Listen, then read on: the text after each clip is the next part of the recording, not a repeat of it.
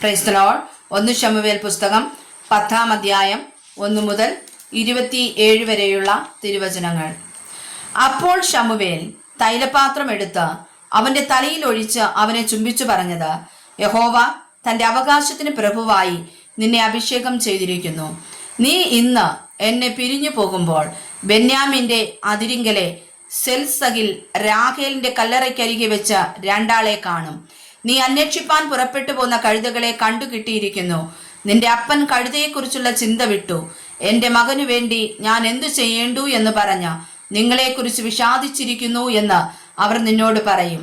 അവിടെ നിന്ന് നീ മുമ്പോട്ട് ചെന്ന് താബോറിലെ കരുവേലകത്തിനരികെ എത്തുമ്പോൾ ഒരുത്തൻ 3 ആട്ടിൻകുട്ടിയെയും വേറൊരുത്തൻ 3 അപ്പവും വേറൊരുത്തൻ 1 തുരുത്തി വീഞ്ഞും ചുമന്നുകൊണ്ട് ഇങ്ങനെ 3 പുരുഷന്മാർ ബഥേലിൽ ദൈവത്തിന്റെ അടുക്കൽ പോകുന്നതായി നിനക്ക് എതിർപ്പെടും. അവർ നിന്നോട് കുശലം ചോദിക്കും. നിനക്ക് 2 അപ്പവും തരും.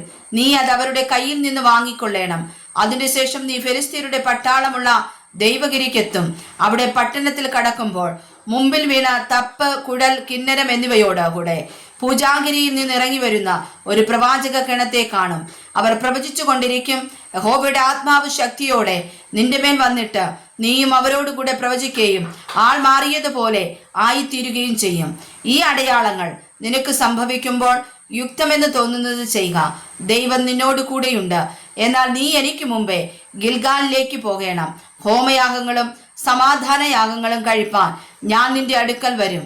ഞാൻ നിന്റെ അടുക്കൽ വന്ന് നീ ചെയ്യേണ്ടതെന്തെന്ന് പറഞ്ഞു തരുവോളം 7 ദിവസം അവിടെ കാത്തിരിക്കണം.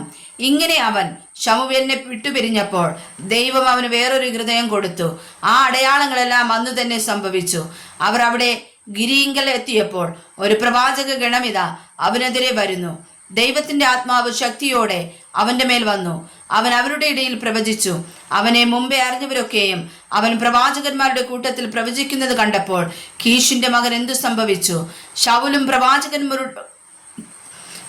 പ്രവാചകന്മാരുടെ കൂട്ടത്തിലായോ എന്ന് ജനം തമ്മിൽ പറഞ്ഞു. അതിന് അവിടത്തുകാരിൽ ഒരുത്തൻ, ആരാകുന്നു അവരുടെ ഗുരുനാഥൻ എന്ന് പറഞ്ഞു. ആകയാൽ ശൗലുമുണ്ടോ പ്രവാചക ഗണത്തിൽ എന്നുള്ളത് പഴഞ്ചൊല്ലായി തീർന്നു. അവൻ പ്രവചിച്ചു കഴിഞ്ഞ ശേഷം ഗിബയയിൽ എത്തി. ശൗലിന്റെ ഇളയപ്പൻ അവനോടും അവന്റെ ഭൃത്യന്മാരോടും, നിങ്ങൾ എവിടെ പോയിരുന്നു എന്ന് ചോദിച്ചു. കഴുതുകളെ തിരയുവാൻ പോയിരുന്നു. അവയെ കാണായിക കൊണ്ട് ഞങ്ങൾ ശമൂവേലിന്റെ അടുക്കൽ പോയി എന്ന് അവൻ പറഞ്ഞു. ശമൂവേൽ നിങ്ങളോട് പറഞ്ഞത് എന്നെ അറിയിക്കണമെന്ന് ശൗലിന്റെ ഇളയപ്പൻ പറഞ്ഞു. ശൗൽ തന്റെ ഇളയപ്പനോട്, കഴുതകളെ കണ്ടുകിട്ടിയിരിക്കുന്നു എന്ന് അവൻ ഞങ്ങളോട് തിട്ടമായി അറിയിച്ചു എന്ന് പറഞ്ഞു. എങ്കിലും ശമൂവേൽ രാജത്വം സംബന്ധിച്ചു പറഞ്ഞത് അവനോട് അറിയിച്ചില്ല.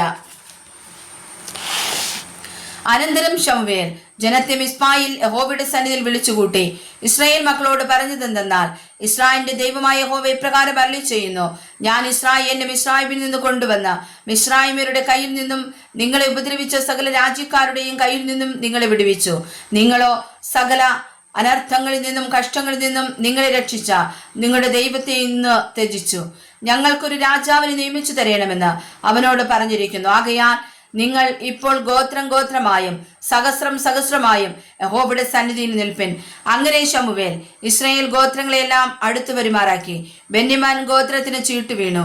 അവൻ ബെന്യാമിൻ ഗോത്രത്തെ കുടുംബമായി അടുത്തു വരുമാറാക്കി. മത്രി കുടുംബത്തിന് ചീട്ടു വീണു. പിന്നെ കീഷിന്റെ മകനായ ശൗലിന് ചീട്ടു വീണു. അവർ അവനെ അന്വേഷിച്ചപ്പോൾ കണ്ടില്ല. അവർ പിന്നെയും യഹോവയോട്, അയാൾ ഇവിടെ വന്നിട്ടുണ്ടോ എന്ന് ചോദിച്ചു. അതിന് യഹോവ, അവൻ സാമാനങ്ങളുടെ ഇടയിൽ ഒളിച്ചിരിക്കുന്നു എന്ന് അരുളി ചെയ്തു. അവർ ഓടിച്ചെന്ന് അവിടെ നിന്ന് അവനെ കൊണ്ടുവന്നു. ജനമധ്യയിൽ നിന്നപ്പോൾ അവൻ ജനത്തിൽ എല്ലാവരെക്കാളും തോൾ മുതൽ പൊക്കമേറിയവനായിരുന്നു. അപ്പോൾ ശമൂവേൽ സർവ്വജനത്തോടും, യഹോവ തിരഞ്ഞെടുത്തവനെ നിങ്ങൾ കാണുന്നുവോ? സർവ്വജനത്തിലും അവനെ പോലെ ഒരുത്തനുമില്ലല്ലോ എന്ന് പറഞ്ഞു. ജനമെല്ലാം രാജാവേ ജയ ജയ എന്നാർത്തു. അതിന്റെ ശേഷം ശമൂവേൽ രാജധർമ്മം ജനത്തെ പറഞ്ഞു കേൾപ്പിച്ചു. അതൊരു പുസ്തകത്തിൽ എഴുതി യഹോവയുടെ സന്നിധിയിൽ വെച്ചു. പിന്നെ ശമൂവേൽ ജനത്തെ എല്ലാം വീട്ടിലേക്ക് പറഞ്ഞയച്ചു. ശൗലും ഗിബയയിൽ തന്റെ വീട്ടിലേക്ക് പോയി. ദൈവം മനസ്സിൽ തോന്നിച്ച ഒരാൾക്കൂട്ടവും അവനോട് കൂടെ പോയി. എന്നാൽ ചില നീചന്മാർ ഇവൻ നമ്മെ എങ്ങനെ രക്ഷിക്കുമെന്ന് പറഞ്ഞ് അവനെ ധിക്കരിച്ചു. അവനെ കാഴ്ച കൊണ്ടുവരാതിരുന്നു. അവനോ അത് ഗണ്യമാക്കിയില്ല. വായിച്ചതായ തിരുവചനങ്ങളാൽ പരിശുദ്ധ കർത്താവ് നമ്മേവരെയും ശ്രേഷ്ഠകരമായി അനുഗ്രഹിക്കുമാറാകട്ടെ. ആമേൻ.